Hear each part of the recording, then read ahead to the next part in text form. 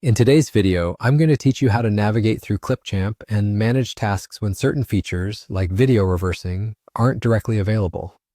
First, let's start by going to Clipchamp. Whether you're using it on your computer or accessing it through a web browser, this user-friendly platform is an excellent tool for all your basic video editing needs.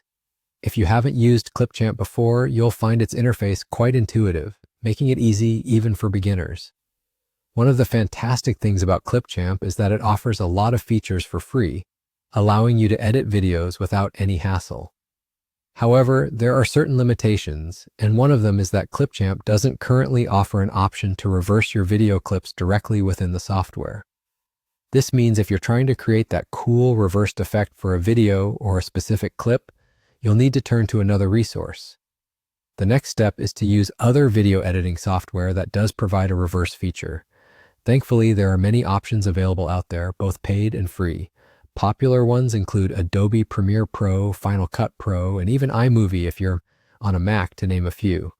These platforms support video reversing and can add that extra effect you're looking for. Before you begin, make sure you have your Clipchamp edited video saved on your device. You'll want to upload this file to the alternative software you're working with. Upon opening these programs, you'll typically find a reverse option within the Video Editing Tools section.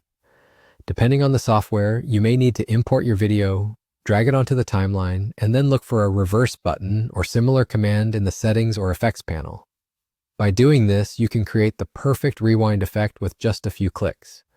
While it would be convenient to have all these features packed into one tool, sometimes a little flexibility and additional software can enhance your final product.